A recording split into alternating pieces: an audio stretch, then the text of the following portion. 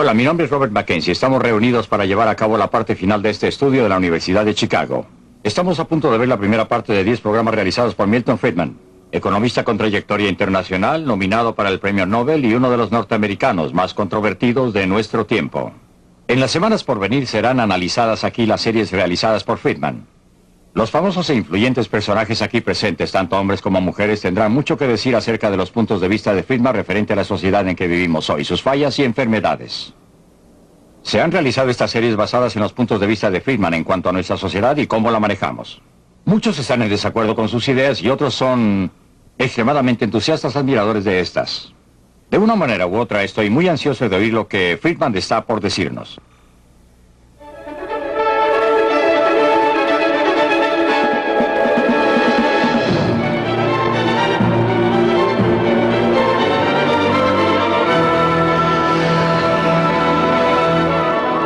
Libre para elegir. Desde el punto de vista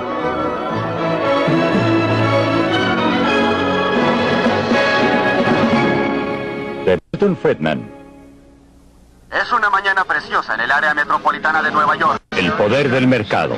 Los cielos están asoleados, con un poco de nubosidad sobre el extremo oeste de Long Island, observándose algo de neblina. Anteriormente esto era un pantano cubierto de bosques. Los indios Canarsie que vivían aquí negociaron las 22 millas cuadradas de la empapada isla de Manhattan con los holandeses por géneros y chucherías por valor de $24. Los recién llegados fundaron una ciudad, Nueva Ámsterdam, al borde de un continente vacío. En los años siguientes se convirtió en un imán para millones de personas de a través del Atlántico. Gente que era impulsada por el miedo y la pobreza, que era atraída por la promesa de libertad y abundancia. Se dispersaron a través del continente y edificaron una nueva nación con su sudor, su esfuerzo y su visión de un futuro mejor. Por primera vez en sus vidas muchos eran verdaderamente libres para dedicarse a sus propios objetivos y esa libertad dio origen a las energías humanas que crearon los Estados Unidos. Para los inmigrantes que fueron saludados por esta estatua, América era verdaderamente una tierra de oportunidades.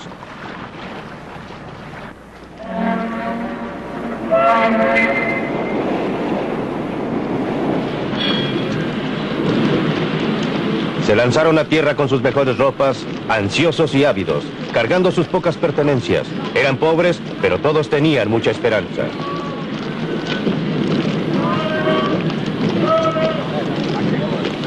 Cuando llegaron encontraron, según ocurrió a mis padres, no una vida fácil, sino una vida muy dura. Pero muchos tenían amigos y parientes para ayudarles a comenzar, para ayudarles a formar un hogar, obtener un trabajo y establecerse en el nuevo país.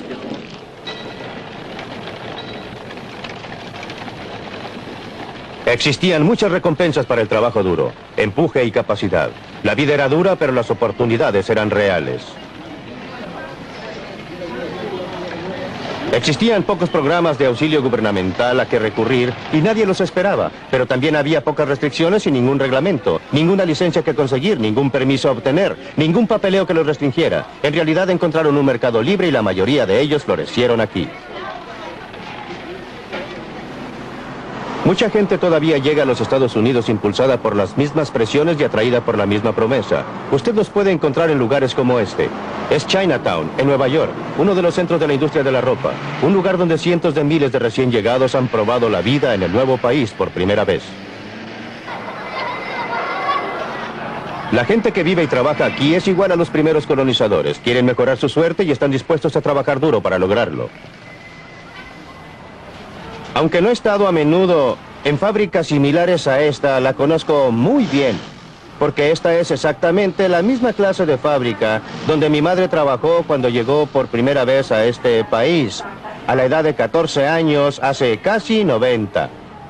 Y si no hubieran existido fábricas como esta en ese momento en que ella pudo comenzar a trabajar y ganar un poco de dinero, no habría podido venir, y en caso que yo existiera, sería un ruso o un húngaro en vez de un americano. Por supuesto que ella no se quedó aquí por mucho tiempo, se quedó hasta que aprendió el idioma. Mientras desarrollaba algún sentimiento por el país y gradualmente pudo crearse a sí misma una vida mejor.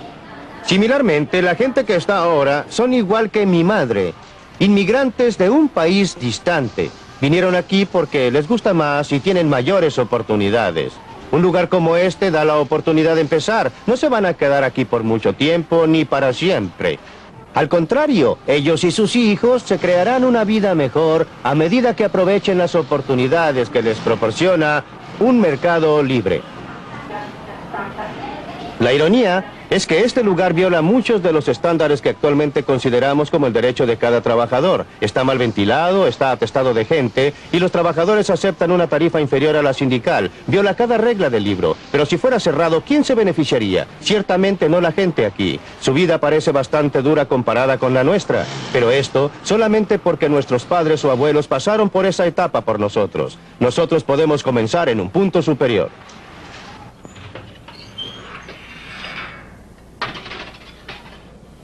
El padre de Frank Visali tenía 12 años cuando llegó solo a los Estados Unidos. Llegó de Sicilia. Eso ocurrió hace 53 años.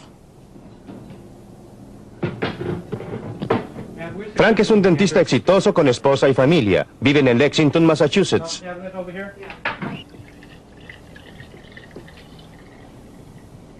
Estupendo, una botella llena toda la garrafa. No existe duda en la mente de Frank lo que la libertad combinada con la oportunidad significó para su padre y luego para él, o lo que pensarían sus abuelos si pudieran ver cómo él vive ahora. Ellos no creerían lo que pueden ver. Que una persona puede emigrar de una pequeña isla y tener tanto éxito fuera de su país, ya que ellos estaban principalmente dedicados al campo, trabajando allí como labriegos. Mi padre vino acá, logró algún éxito y luego trató de construir una estructura familiar. Todo lo que él hizo fue para su familia, fue para una mejor vida para su familia. Y siempre puedo recordar que me decía lo que usted sabe. Lo principal en la vida es obtener una educación, llegar a ser un profesional. Joanny, por favor, no comas eso con las manos. La familia Visali, como todos nosotros que actualmente vivimos en los Estados Unidos, debe mucho al clima de libertad que heredamos de los fundadores de nuestro país. Un clima que concedió amplios límites a los pobres de otros países que vinieron aquí y fueron capaces de crear vidas mejores para ellos y sus niños. ¿Ustedes, niñas, van a querer esto? ¿Tú, Chris? Yo sé que no quieres la crema batida.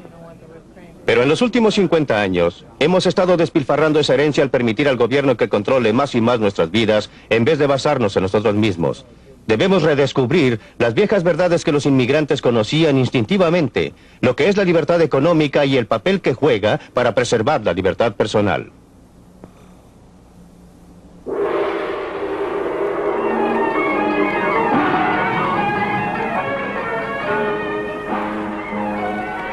Por eso vine aquí, al Mar del Sur de la China.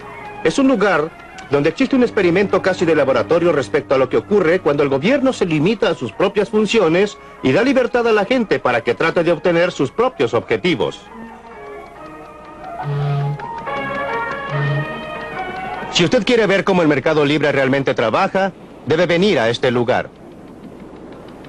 Hong Kong, un lugar que carece casi totalmente de recursos naturales. Casi lo único que se puede nombrar es un gran puerto, pero la ausencia de recursos naturales no ha impedido un rápido desarrollo económico.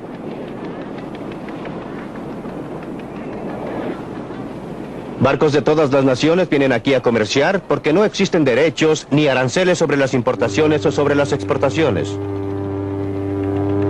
El poder del mercado libre ha permitido al trabajador pueblo de Hong Kong transformar lo que una vez fue roca estéril en uno de los lugares más florecientes y exitosos de Asia.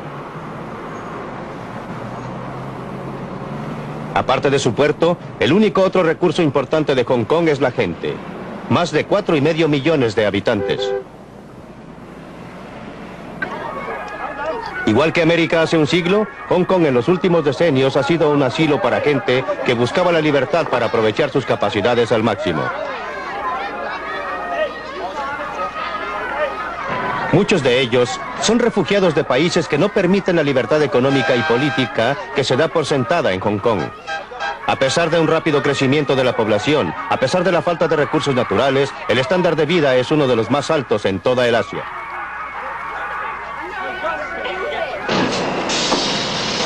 La gente trabaja duro, pero el éxito de Hong Kong no está basado en la explotación de los trabajadores. Los salarios en Hong Kong se han cuadruplicado a partir de la guerra, y esto es después de considerar la inflación. Los trabajadores son libres, libres de trabajar las horas que deseen, libres de cambiarse a otros trabajos si lo desean. El mercado les da esa elección. También determinan lo que fabriquen. Uno puede estar seguro que alguien, en algún lugar, está dispuesto a pagar por esos juguetes baratos de plástico, o de otra forma simplemente no se fabricarían.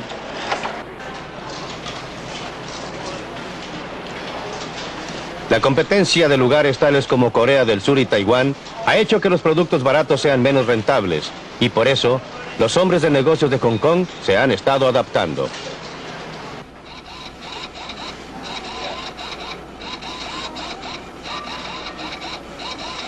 Han estado desarrollando productos más sofisticados y nueva tecnología que sea similar a cualquiera del oeste o del este, y sus empleados han estado desarrollando nuevas habilidades.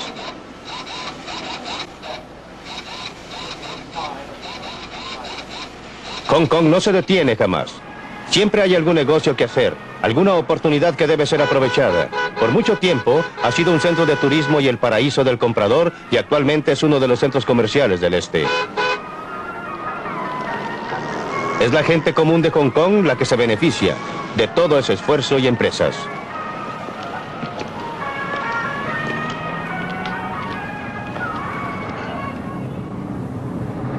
Esta ciudad próspera, bullente, dinámica, ha sido posible por el mercado libre.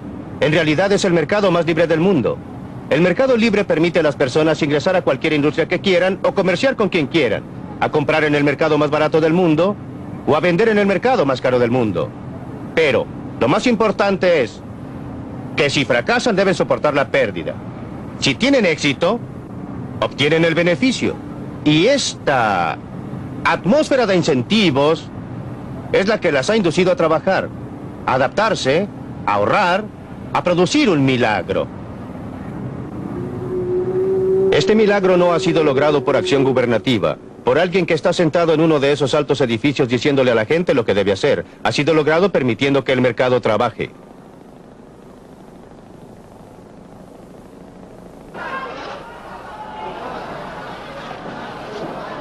Camine por cualquier calle de Hong Kong y verá las fuerzas impersonales del mercado en operación.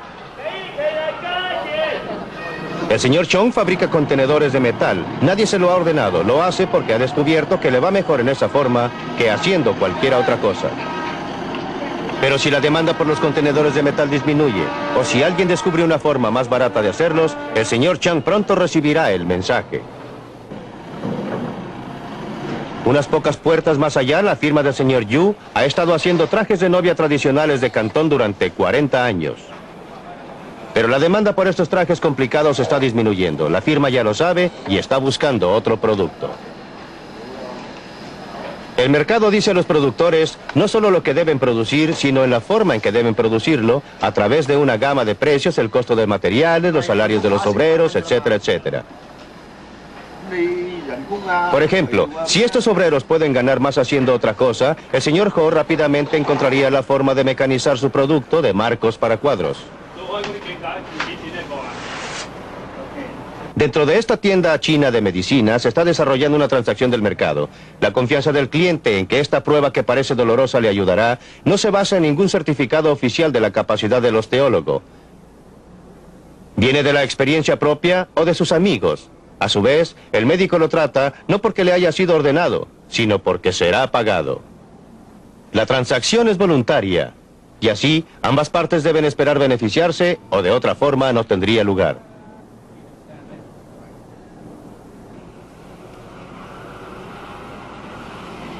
Créalo o no, este patio posterior es la entrada a una fábrica.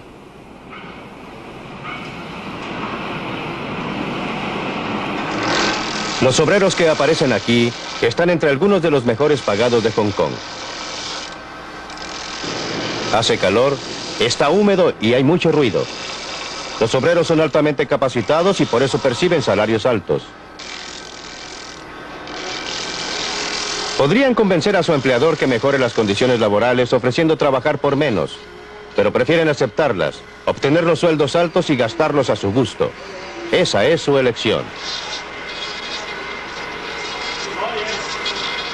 La mejor declaración conocida de los principios de un mercado libre, la clase de mercado libre que opera en Hong Kong, fue escrita al otro lado del mundo.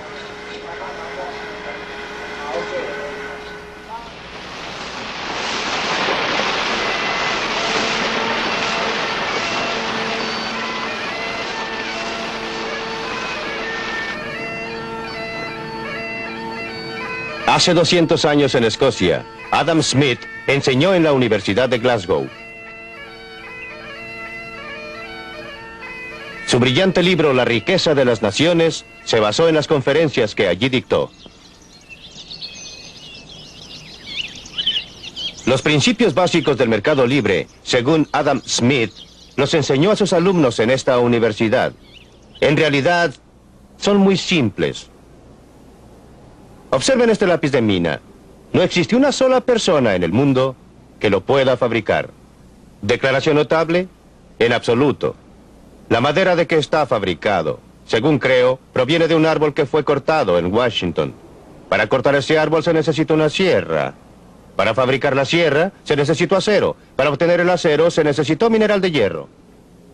Este centro negro lo llamamos mina, pero en realidad es grafito. Grafito comprimido. No estoy muy seguro de dónde viene, pero creo que de algunas minas de Sudamérica. Este extremo rojo, el borrador, es de goma. Probablemente proviene de Malasia, de donde el árbol del caucho ni siquiera es originario. Fue importado de Sudamérica por algunos hombres de negocios con ayuda del gobierno británico. El casquillo de bronce, no tengo la menor idea de dónde proviene. Ni la pintura amarilla, ni la pintura que delineó las líneas negras, ni el pegamento que lo mantiene unido. Literalmente, miles de personas cooperaron para fabricar este lápiz. Gente que no habla el mismo idioma, que practica religiones diferentes, que podría odiarse si se conociera. Cuando usted va a la tienda y compra este lápiz, en realidad está intercambiando unos pocos minutos de su tiempo por unos pocos segundos del tiempo de todas esas miles de personas. ¿Qué los unió y los indujo a cooperar para fabricar este lápiz? No había ningún comisario enviando oficios o dando órdenes desde alguna oficina central. Fue la magia del sistema de precios, la operación impersonal de los precios, que los juntó y logró que cooperaran para fabricar este lápiz, de modo que usted lo pueda obtener por una suma insignificante. Es por esto que la operación del mercado libre es tan esencial, no solo para promover la eficiencia del producto, sino aún más, para fomentar la armonía y la paz entre los pueblos del mundo. Esta gente está viajando entre dos sociedades muy diferentes. Este es Lo U, el punto fronterizo oficial entre China y Hong Kong. Existe una cantidad considerable de tráfico en esta frontera. La gente la atraviesa con un poco de más libertad que anteriormente. Mucha gente de Hong Kong comercia en la China y el mercado ha ayudado a unir a los dos países más estrechamente. Pero las barreras entre ellos son aún muy reales.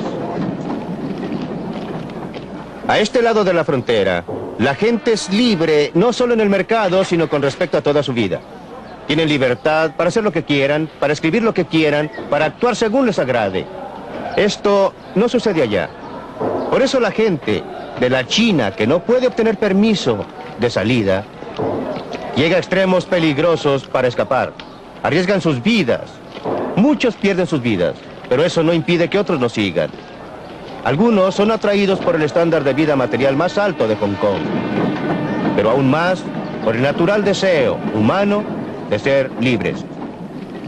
La gente que obtiene permiso oficial para abandonar la China es muy afortunada. Podrán gozar de los beneficios de la libertad económica que encontrarán en Hong Kong.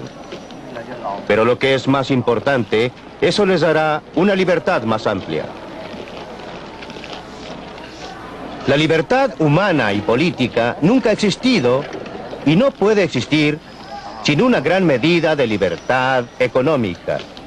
Aquellos de entre nosotros que hemos tenido la suerte de haber nacido en una sociedad libre, tendemos a tomar la libertad, a considerarla como el estado natural de la humanidad. No lo es. Es una cosa singular y preciosa. La mayoría de la gente a través de la historia, la mayoría de la gente actualmente, ha vivido bajo condiciones de tiranía y miseria, no de libertad y prosperidad. La demostración más clara de lo mucho que la gente aprecia la libertad es la forma en que votan con sus pies, cuando no tienen otra forma de votar.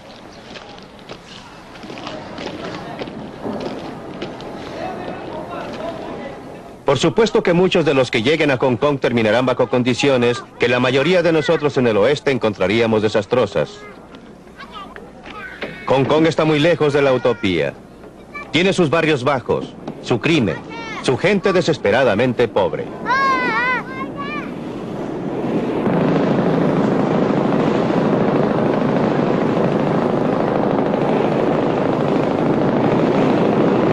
Pero la gente es libre. Después de todo, ese es el motivo por el cual muchos han venido aquí, a pesar de tener que vivir en barcos vivienda que se filtran en uno de los numerosos pequeños puertos de Hong Kong. Aquí tienen libertad y oportunidad de progresar, de mejorar su suerte, y muchos lo logran.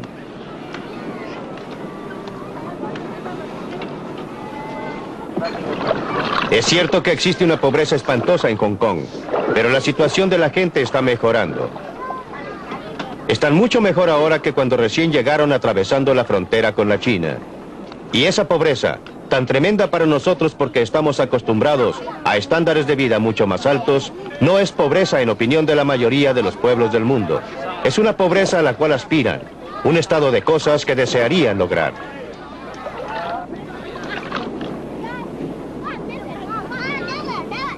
Existe una enorme cantidad de pobreza en todo el mundo. No existe sistema perfecto. No hay ningún sistema que vaya a eliminar completamente la pobreza, en cualquier área. La cuestión es, ¿qué sistema presenta mayores oportunidades? ¿Cuál es la mejor forma en que la gente pobre pueda mejorar sus vidas? Y a este respecto, la evidencia de la historia habla con una sola voz. No conozco ninguna excepción a la proposición que dice que mientras más libre sea el sistema, mejor ha estado la gente pobre y común. Pregúntese qué es lo que garantiza a estos obreros del vestuario en Hong Kong un buen sueldo.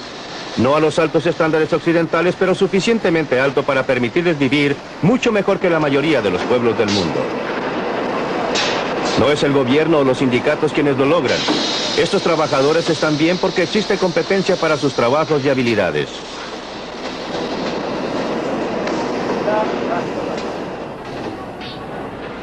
Cuando un hombre de negocios tiene problemas, un mercado amenaza con desaparecer o se presenta un nuevo competidor y hay dos cosas que se pueden hacer.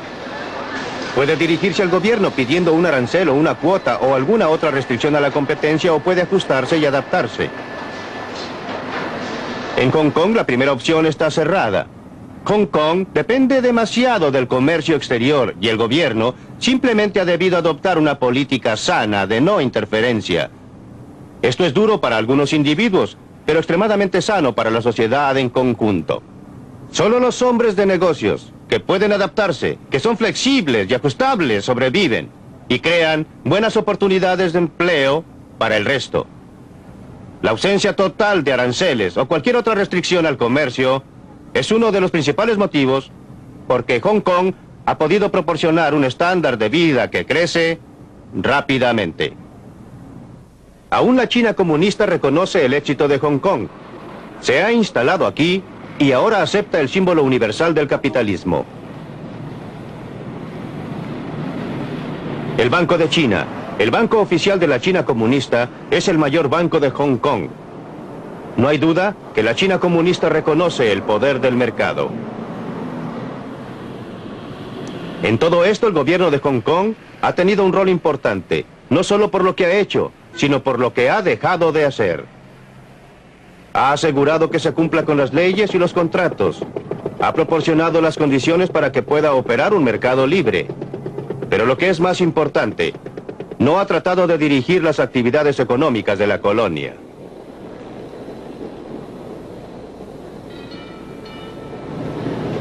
Ningún funcionario gubernamental está diciendo a esta gente lo que debe hacer. Son libres de comprar a quien quieran, a vender a quien quieran, trabajar para quien quieran. A veces parece el caos y así es.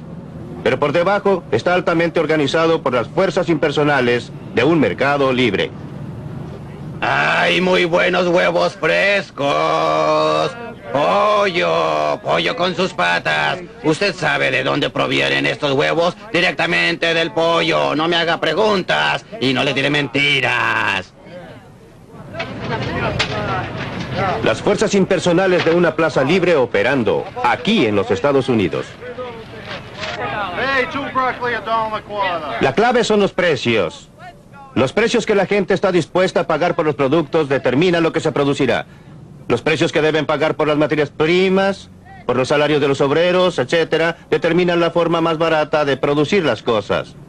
Entre otras, estos mismos precios, los salarios de los obreros, el interés sobre el capital, etcétera, determinan cuánto cada persona gasta en el mercado. Es tentador tratar de separar esta función final de los precios de las otras dos. Pensar que en una forma u otra se pueden usar los precios para transmitir la información respecto a lo que debe ser producido y cómo debe ser producido, sin usar estos precios para determinar lo que obtiene cada persona. En realidad, la actividad del gobierno durante los últimos decenios ha estado dedicada casi exclusivamente a esto. Si lo que la gente obtiene no va a ser determinada por lo que produce, y cómo lo produce, y con cuánto éxito trabaja, ¿qué incentivo existe para que actúen de acuerdo con la información que es transmitida? Existe una sola alternativa, la fuerza. Algunas personas que digan a otras lo que deben hacer. No tenemos, señoras. Vengan aquí. ¿Qué va a llevar? Dígame, Tenemos ¿qué va a perejil a llevar? 30 centavos. Aproxímense. Aquí Aproxímense a comprar. Llévelo aquí. Esto está más fresco. Llévelo. Está más fresco. ¡Dos brócolis por $1.50! Más fresco. ¿Cuánto le voy a dar? Por Dios, mire lo que tengo. Tomates verdaderamente buenos, muy ricos. Venga y pruebe uno. ¿Qué le voy a hacer? Uno de esos tomates, no se arrepentirá. Usted come gratis aquí. Vamos, coma. No le cobramos. Almuerce gratis. Pruebe estos ricos tomates. Pruébelos. Pruebe Ya estos sé tomates. lo que voy a señor. hacer. El principio fundamental de una sociedad libre es la cooperación voluntaria. El mercado económico, comprando y vendiendo, es un ejemplo, pero la cooperación voluntaria es mucho más amplia que esto. He aquí un ejemplo que a primera vista parece lo más lejano posible, el idioma que hablamos. Las palabras que usamos, la estructura compleja de nuestra gramática, ninguna oficina gubernamental la diseñó. Se originó en la interacción voluntaria de gente que quería comunicarse entre sí. O considere algunas de las grandes conquistas científicas de nuestra era como los descubrimientos de un Einstein o Newton, los inventos de Thomas Alva Edison o Alexander Graham Bell, o considere aún las grandes actividades caritativas de Florence Nightingale o Andrew Carnegie. Esto no fue efectuado cumpliendo con las órdenes del gobierno, fueron hechos por individuos que estaban interesados en lo que hacían, desarrollaban sus propios intereses y cooperaban entre sí. Esta clase de cooperación voluntaria está tan asentada en la estructura de nuestra sociedad que tenemos que considerarla natural. Pero el total de nuestra civilización occidental es la consecuencia involuntaria de esta clase de cooperación voluntaria, de gente que coopera entre sí para desarrollar sus propios intereses, pero que al hacerlo edificó una gran sociedad.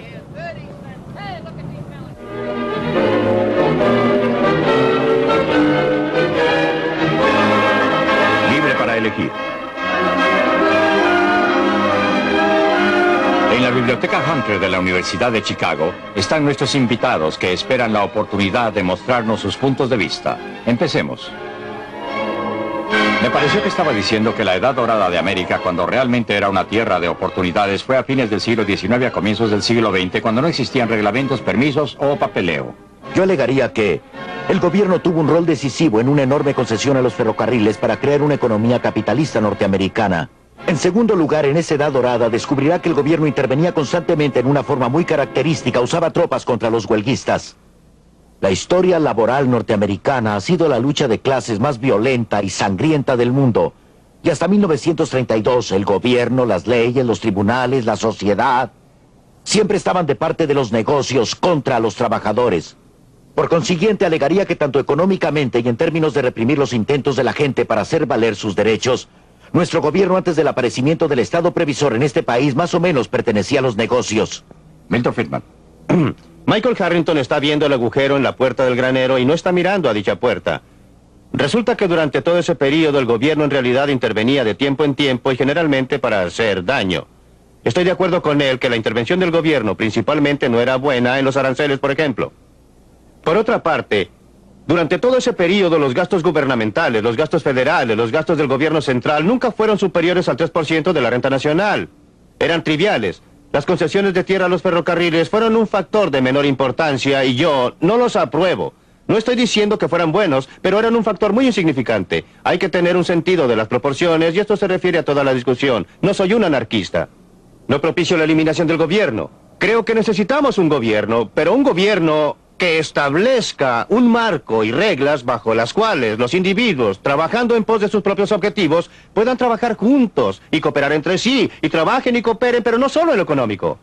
Quiero llevarlo a esa teoría de que estábamos mejor, menos regulados a fines del siglo XIX y comienzos del XX porque, recuerde, la analogía del taller donde se imponía un trabajo excesivo proviene de allí cuando no existía ningún intento de restringir las horas de trabajo o regular las condiciones laborales. Pues bien, ¿acepta usted esta visión de ese periodo? Creo que es necesario contrastar lo que ha ocurrido en el intertanto. No veo cómo podamos hablar de eso sin compararlo con el periodo de interinato. Usted habló respecto al hecho de que durante los últimos 50 años hemos dilapidado parte de nuestra herencia de libertad. Y creo que durante los últimos 50 años hemos conseguido una mayor libertad. Casi durante la mitad de ese tiempo trabajé para una de las compañías industriales mayores del mundo, la DuPont Company. Así pude involucrarme en el lanzamiento de nuevas empresas y llegué a conocer bien al sistema de libre empresa, al cual respeto mucho. Pero durante ese periodo, y especialmente durante los últimos años en que he estado más involucrado con el gobierno y asuntos ambientales, me he convencido de que nuestra libertad mejoró cuando se permitió que la gente pudiera actuar libremente en el mercado. Libertad para votar con sus dólares en el mercado, libertad para votar con sus boletas en el lugar de la votación, y libertad para imponer algunas restricciones a los excesos del mercado, especialmente cuando uno está preocupado de cosas tales como el impacto a largo plazo sobre nuestra salud de la contaminación de nuestro medio ambiente, la introducción de materiales carcinógenos o la radiación de nuestra gente con productos nucleares. ¿Qué hay respecto a poner restricciones a los excesos del gobierno? ¿No se ha convertido eso en un problema cada vez más serio? ¿Cómo puede ser que un gobierno del pueblo supuestamente haga cosas que una fracción muy grande de la población en realidad prefiere que no se hagan, tales como cobrarles impuestos excesivos, regirlos demasiado y sobreregularlos? Creo que nuevamente usted está mirando a un lado y no al otro, aunque estoy de acuerdo en ver lo que sucedió en el intertanto. ¿Estamos mejor que hace 50 años? Jamás lo negaría.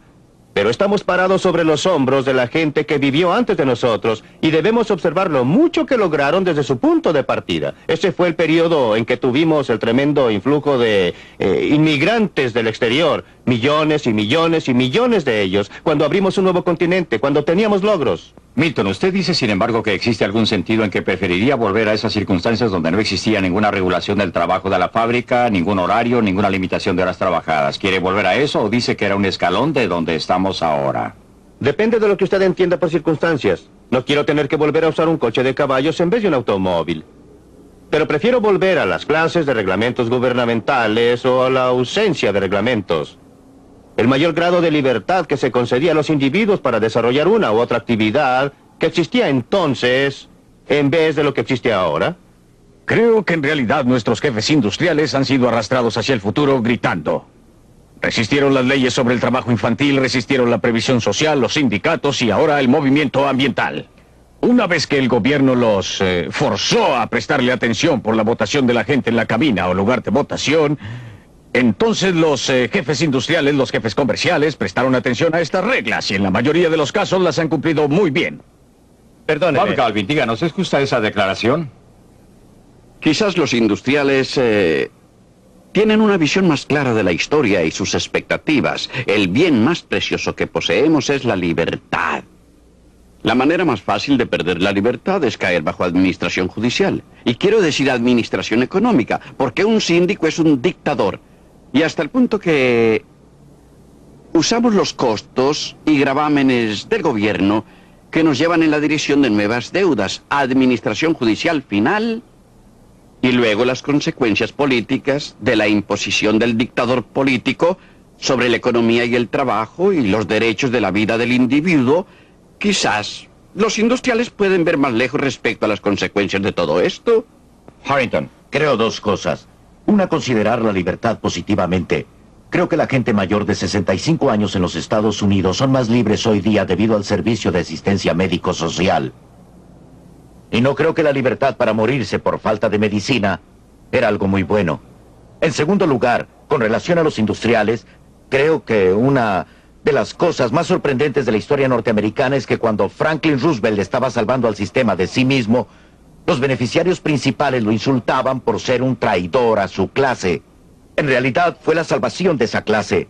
Y creo por consiguiente que si ustedes observan nuestra historia encontrarán una tremenda miopía de parte de los industriales y descubrirán que los aumentos positivos en nuestra libertad, lo que es bastante interesante, no han venido de nuestros graduados de las universidades, sino a menudo de la gente, no de la mejor gente. Han venido de los trabajadores, han venido de gente pobre, de los negros, hispanos y similares. Milton, quiere usted replicar, pero ¿por qué nos llevó a Hong Kong a probar algo? Por supuesto, aunque no estoy acostumbrado a estar de acuerdo con Michael Harrington, estoy de acuerdo en parte con lo que acaba de decir. No creo que sea correcto plantear la situación en términos de industria versus gobierno. Por el contrario, uno de los motivos por que estoy a favor de menos gobierno es porque cuando hay más, los industriales se hacen cargo de él, y los dos juntos forman una coalición contra el trabajador común y el consumidor común. Creo que el comercio es una institución maravillosa siempre que tenga que enfrentarse a competencia en el mercado y no pueda salirse con la suya, excepto al producir un mejor producto a un costo menor. Por eso no quiero que el gobierno intervenga y ayude a la comunidad de negocios. Ahora quiero considerar su pregunta respecto a atención médica. Mucha gente se ha beneficiado con la atención médica, pero usted no está considerando el aspecto costos. ¿Qué ha sucedido a la gente que lo está pagando? Porque no es un bien gratis, no viene de la nada. ¿Y están beneficiándose de él en forma eficaz con relación a los costos? Esas son las preguntas. Es demagogia, si usted me perdona, Michael Harrington. Quiero decir que la gente que tiene asistencia médica es más libre, por supuesto, en una dimensión. Pero ellos han estado pagando durante toda su vida. ¿Han hecho un buen negocio? En este momento sí. Los hombres jóvenes, los trabajadores que están ingresando ahora a previsión social, van a hacer un negocio realmente malo. Milton, lo interesante es que la gente mayor de 65 años está pagando más de su renta gastable en cuidado médico que antes de la promulgación del sistema de asistencia médica social. El gobierno no hace bien las cosas. No hace bien las cosas, sí. No ha hecho bien las cosas en Gran Bretaña, en Canadá o en los Estados Unidos. Pues bien, Milton, usted nos llevó a Hong Kong exactamente respecto a ese punto. Usted dijo que era un verdadero modelo de operación del mercado. Sí.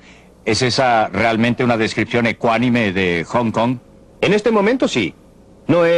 Nuevamente no existen cosas que sean 100% en un sentido y 100% en el otro. Todo está mezclado. Hong Kong tiene un gobierno y sucede que es un gobierno. En este caso no existe democracia en Hong Kong. Es dirigida desde Gran Bretaña, es una colonia de la corona británica y el gobernador general inglés, etcétera, y el ministro de finanzas la rigen. Pero la situación en Hong Kong es que existe muy poca regulación de la industria de parte del gobierno. Existe un comercio libre total. No existen aranceles, no existen subsidios de exportación, no existen restricciones para la compra y venta de monedas. De modo que es lo más cercano a un mercado totalmente libre que se puede encontrar actualmente en el mundo, y no existe duda que los principales beneficiarios han sido las personas con bajas rentas, la gente pobre que llega a Hong Kong en cientos de miles y de millones de la China roja y siguen tratando de llegar ahí. Eso se refiere a la pregunta de Michael Harrington respecto de si un sistema industrial, un sistema libre de empresas, es un sistema que los pobres sufren bajo los talones de los industriales rapaces, que es lo que le preocupa. Entonces, ¿cómo explica el éxito en Hong Kong? El punto en que la gente continúa votando con sus pies para ir allá. No nos está pidiendo que convirtamos a los Estados Unidos en un Hong Kong gigante, o sea, un taller donde se trabajan horas excesivas. Usted reconocerá que existe el desarrollo histórico de una economía y que lo que puede ser correcto para una etapa en el desarrollo de una economía puede no serlo para otra. ¿No es el asunto a donde vamos desde aquí? ¿Qué decisión pragmática debemos adoptar respecto a la dirección de la economía norteamericana? ¿Debe ser hacia más y más gobierno o debe ser mantener un balance adecuado entre la libertad de elección y la intervención gubernamental? Nuevamente el problema es distinguir dos cosas. Esto nos lleva a un comentario anterior que hicimos. Las circunstancias en términos de las disposiciones físicas y las circunstancias en términos de las reglas que guían a la sociedad. Ahora, en el caso de Hong Kong, por supuesto, no estoy pidiendo que aglomeremos a nuestra población en una densidad similar a la que tiene Hong Kong. Hong Kong es un ejemplo maravilloso justamente porque sus circunstancias físicas son terribles en ese lugar. A la gente de Hong Kong le encantaría irse a otro lugar con aglomeraciones menores y otra gente los dejara entrar. Este es el problema de la inmigración, que es una restricción muy importante sobre la libertad humana. En el periodo anterior a 1913, teníamos libertad de inmigración en un 100% en los Estados Unidos. No existe ahora, pero volvamos a su pregunta. ¿Usted cree que Hong Kong existiría si no estuviera contigua a la China comunista? Hong Kong existiría. Es muy dudoso que tendría las políticas que tiene ahora si no estuviera contigua a la China comunista. Pues bien, para contestar a su pregunta directamente, sí. Estoy a favor de que los Estados Unidos tengan, no las circunstancias físicas, pero las políticas que ha tenido Hong Kong de cero aranceles, comercio totalmente libre, ninguna restricción en las exportaciones, ninguna restricción en las transacciones monetarias. Un grado mucho mayor, un grado mucho menor de regulación gubernamental. Yo estoy de acuerdo con lo que Russell Peterson dijo antes, que existen efectos de terceros. Hay cosas tales como la contaminación. La cuestión es si las estamos manejando y no lo creo. Quiero que Bob participe en esto. Bob, respecto al comienzo de la agenda de Milton, ningún arancel, por ejemplo, ninguna restricción, ninguna cuota. Ahora bien, los grandes negocios, ¿aceptarán esa clase de política? Creo que las grandes empresas y todas las empresas podrían aplicar esa clase de política si encontramos el factor apropiado de equilibrio. Pues en el resto del comercio mundial, cuando negociamos fuera de nuestras fronteras y a medida que otros llegan, debemos comerciar con instituciones socializadas. Esa es una clase de institución muy diferente a la institución privada. La institución privada obviamente puede operar más eficientemente si no se le impone un precio artificial de la institución socializada allende los mares. Por eso creo que debe existir no el proteccionismo, sino que debe haber una regla internacional básica que impida a la institución socializada subsidiar y aprovecharse de la institución privada. ¿Incluye usted a los 9 países del mercado común, sin embargo, como países socialistas, o está dispuesto a tener competencia de los 9 países del mercado común? Los 9 países del mercado común europeo se dedican a la más dramática de las instituciones socializadas. No estoy de acuerdo con él. Nos estamos dañando al restringir el comercio exterior. Otros países se están dañando a sí mismos y a nosotros por las medidas que usted describe. Pero solo nos estamos dañando más si los imitamos. No creo, Dr. Friedman, que su madre obtendría un trabajo de costura hoy en América si no existiera ningún arancel. Lo que ocurriría es que no habría ningún trabajo de costura en América y haríamos computadoras. Pero existirían otra clase de trabajo si yo obtendría trabajo como una empleada a nivel bajo en una fabricación de computadoras. Sí, aunque usted enfrenta el problema que tanto un hombre de negocios muy importante y un diputado conservador muy importante no aceptan su receta de barrer con... Pero por supuesto, los dos enemigos mayores, yo diría, los enemigos mayores de la libre empresa y la libertad en el mundo, han sido por una parte los industriales y por la otra la mayoría de mis colegas académicos que terminan en el gobierno. Por razones opuestas, personas como Michael Harrington y mis colegas académicos quieren tener libertad. Quieren libertad de expresión, de escribir, para publicar e investigar, pero no quieren libertad para ninguno de estos terribles hombres de negocios. Pero los hombres de negocios son muy diferentes. Cada hombre de negocios quiere libertad para otra persona. Pero quiere privilegios especiales para sí mismo. Quiere un arancel del Congreso. Y el Congreso, bueno, la forma en que los diputados son elegidos es haciendo favores a los votantes. Y si en realidad usted eliminara totalmente los aranceles, si redujera los controles gubernamentales en este país a los que son actualmente, no creo que beneficiarían a nadie. Bueno, entonces... A un Barber Conable, por quien tengo muchísimo respeto, o Bob Galvin, a quien respeto, creo que al que beneficiaría sería a Michael Harrington. Bien, preguntemos lo que quiere y usará el pueblo americano, porque usted está diciendo en realidad que el diputado está dando al pueblo lo que éste quiere. Ahora bien, ¿no está diciendo usted que la gente no quiere esto o no comprende su ventaja? Estoy diciendo que mi función y propósito total es tratar de persuadir a la gente que haga que una cosa diferente sea políticamente exitosa. Estoy tratando de persuadir a la gente que deje muy claro que los diputados que continúen con estas políticas van a perder sus puestos. Y si lo hacemos, los diputados no estarán buscando su propio beneficio. Están en un mercado, existe un mercado político. Ellos tienen un producto que vender y tienen que gustarle a sus clientes. Y estoy usando justamente la clase de propaganda que Bob Galvin y otras compañías utilizan. El gobernador Peterson. ¿Cómo enfrentaría usted ese problema, doctor Friedman? Sí. La gente decidió que quería aire fresco. Lo necesitábamos. Y así construimos la industria del aire acondicionado. Cientos de miles de puestos, enormes ganancias, y casi todos nosotros tenemos actualmente hogares, autos y oficinas con aire acondicionado. Luego la gente decidió que quería aire limpio, pero no podía comprarlo en el mercado. Y entonces votaron en los lugares de votación. Obtuvieron que sus representantes elegidos fueran al Congreso y dijeran, vamos a tener aire limpio. Pues bien, de la noche a la mañana, se creó un nuevo mercado y el sistema de libre empresa respondió a eso. Y actualmente existe una gran industria ambiental que obtiene ganancias y proporciona empleos. Pero también sirve esta necesidad pública de tener la libertad de respirar aire limpio.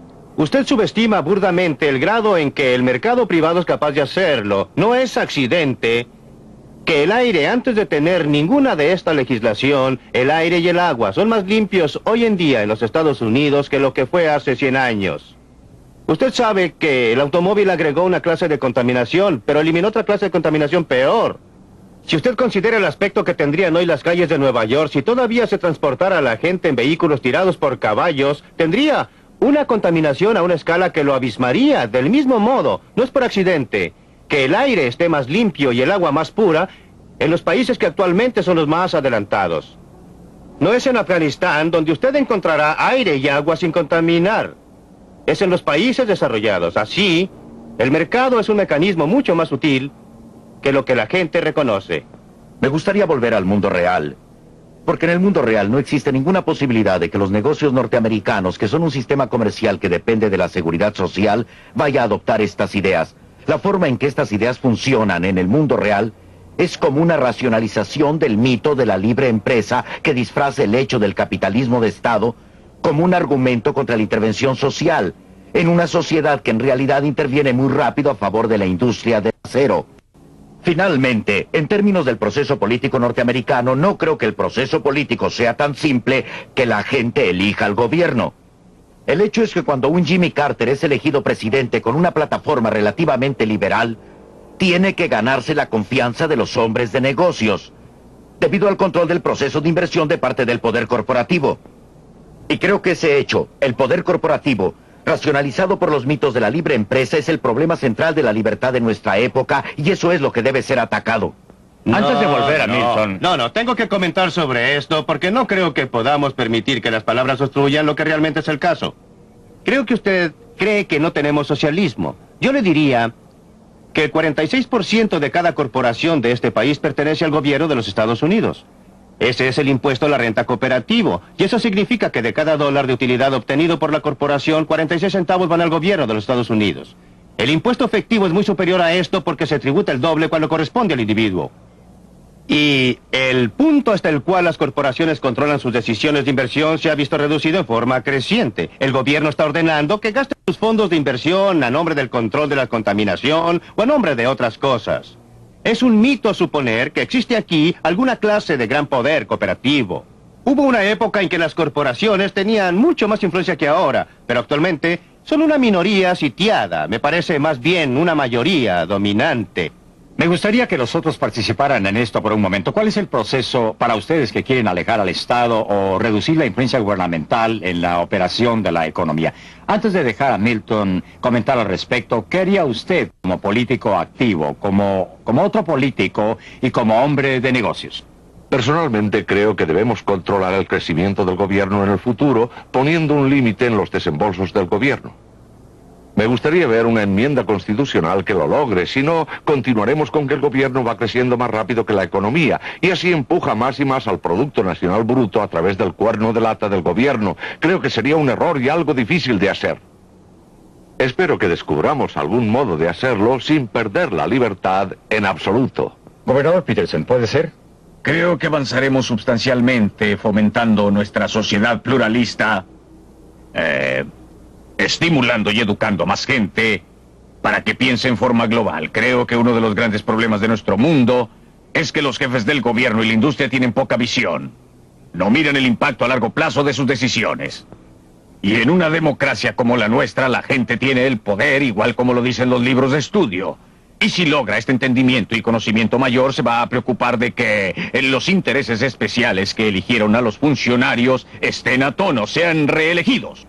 Y ellos observarán los puntos de vista a largo plazo, igual que la ciudadanía. Por eso estoy totalmente a favor de un impulso total para obtener esta libertad para votar en el lugar de votación, agregada a la libertad del mercado. Porque es esta una combinación potente. Pero votar en el lugar de votación es una clase de libertad muy diferente a votar en el mercado. Cuando usted vota en el lugar de votación, es importante, pero es muy diferente. Cuando usted vota por un programa. Y si está en minoría, pierde. No obtiene lo que quiere. Cuando usted vota en el mercado, cada persona obtiene lo que quiere. Si usted vota, digamos, por... yo voto por una corbata verde y obtengo una corbata verde. Usted vota por una corbata azul, obtiene una corbata azul. En la cabina de votación... Si el 60% de nosotros vota por una corbata verde, usted tiene que usar una corbata verde. Pero el 40% puede tratar de influenciar la toma de decisiones por su cuenta. Sí, puede tratar de influenciar, claro, pero es un mecanismo muy diferente y menos eficiente para obtener el mismo rendimiento, los mismos resultados, de acuerdo con el gusto y preferencias personales. No importa qué auto compre, obtendrá aire sucio. Hay gente buena que corre con esta sociedad y la mayoría de la gente de que estamos hablando trabaja en algún lugar y sabe que su compañía está haciendo algo bastante bueno o está tratando de hacer algo bastante bueno. Creo que la gente va a comenzar a decir a sus líderes dónde se han equivocado y tratará de corregirlo por la acción directa de la caja de votos, Friedman. La gente en general es más conservadora y en particular es más liberal. Si usted pregunta a la gente qué piensa del gobierno, dirá, sáquenmelo de encima, menos impuestos. Si usted pregunta en particular con relación a la salud nacional, al empleo total, el gobierno es el empleador del último recurso. Respecto a la contaminación, hagan algo. Se publicó un artículo de Everett Latin Fortune hace un año, que no puede decirse que sea un diario radical de izquierda, que mostraba esta contradicción. Creo que existe actualmente en los Estados Unidos un rápido movimiento a la izquierda, a la derecha y al centro, que obviamente espero que no será resuelto por una reducción general cuyo objetivo sea principalmente la gente pobre y trabajadora, sino por una democratización creciente del poder económico y por una democratización creciente del gobierno. Creo que en esta complicada sociedad de enormes instituciones y burocracias, si hablamos de libertad, una cosa que me gustaría ver sería una ley que proporcione fondos para que cualquier minoría compre la investigación para contrarrestar a la mayoría. Si usted carece de la pericia, del conocimiento de tecnología hoy día, está fuera del debate. Pienso que debemos democratizar la información y el gobierno igual que la economía y la sociedad. Siento que la solución de Michael Harrington no lo solucione. Él quiere un gobierno de la minoría y yo no. Yo quiero el gobierno individual. Yo quiero que los seres humanos controlen sus vidas individuales y separadamente. No creo que una minoría que no está de acuerdo conmigo deba tener el derecho a sacarme la plata para su propia investigación. Ellos deben salir y tratar de persuadir a la gente que les contribuya. Yo debo tener libertad para obtener que la gente contribuya para presentar mis ideas. Pero respeto la idea de tener alguna clase de agencia oficial para que vaya a financiar a los disidentes. En primer lugar, cualquier persona que tenga algún sentido de realismo respecto a la forma en que opera el gobierno sabrá que terminará en manos de la mayoría y no de la minoría. Pero ¿puede el gobierno en esta economía mundial compleja, extremadamente interdependiente que se está desarrollando? ¿Puede usted creer místicamente en la mano invisible de Adam Smith? Ocurre que pienso que Adam Smith fue una de las figuras intelectuales más grandes de la historia del mundo y que el capitalismo fue uno de los avances mayores que jamás haya obtenido la humanidad. Pero precisamente porque lo pongo en un contexto histórico, el capitalismo, según pronosticó un amigo mío que se llamaba Karl Marx hace algún tiempo, ha desarrollado tremendas tendencias hacia el monopolio, concentración, corporaciones multinacionales, abastecimientos de dinero no controlados ya por el Federal Reserve Bank o aún el presidente de los Estados Unidos. Y pensar que usted puede responder a este medio radicalmente nuevo con una solución del siglo XVIII. Creo realmente que corresponde a un ejercicio intelectual cuyo efecto práctico y político es racionalizar el poder conservador en América. Esto es un mito completo, que el progreso de un país desarrollado interiormente en un mundo más complicado necesita la intervención gubernamental. La intervención gubernamental no ha crecido en aquellas áreas que se derivan de la total interdependencia del mundo. ¿Dónde crece? Al tomar el dinero de algunas personas y darlo a otras. Doctor Friedman, todo lo que tengo que decir es que el gobierno tiene que vivir en el siglo XX. Por supuesto. Mucho menos que en el XIX o en el XVIII. Sí, pero nuevamente... Y tomar a la sociedad como es hoy en día. En realidad lo y hacemos. Y entonces construir sobre eso. Para mí, la cosa decisiva en discusión aquí es una presentación mítica, no histórica, de una solución abstracta tomada del tiempo, que no considera la tremenda evolución de la sociedad capitalista, la tremenda interdependencia del mundo, el hecho que actualmente no solo tenemos una planificación económica nacional, sino que en la reunión cumbre de Tokio tenemos planificación económica internacional de los principales poderes capitalistas industriales. Y bajo estas circunstancias, tomando en cuenta el enorme logro de Adam Smith y el de la sociedad capitalista, bajo esta situación histórica radicalmente cambiada, proponer estas soluciones clásicas, me parece que es proponer algo no serio, que sin embargo funciona para racionalizar el poder corporativo económico y político conservador. Los grandes logros del siglo XIX vienen de apartarse de la clase de sistema que usted quiere volver a imponer. Usted quiere hacernos volver a los siglos XVIII y XVII cuando teníamos una sociedad corporativa y un gobierno que controlaba las cosas. El asunto no es si lo que alguien está proponiendo corresponde al siglo XX o XIX o XVIII. El asunto es qué es lo correcto en hacer, cuál es la mejor forma, en qué podemos ampliar nuestras oportunidades, conservar nuestra libertad, mantener nuestra prosperidad. Me parece que la clase de solución que usted propone involucra más de lo mismo, más de las medidas que han fallado una y otra vez en lograr los objetivos. Dejaremos el debate hasta aquí y esperamos que se unan a nosotros la próxima edición de Libre para Elegir.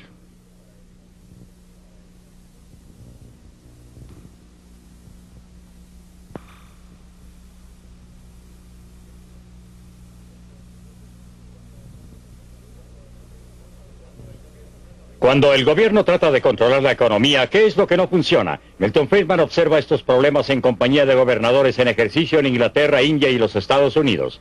No se pierda este realístico programa acerca del mundo en el cual vivimos. Será la próxima semana en Libre para Elegir.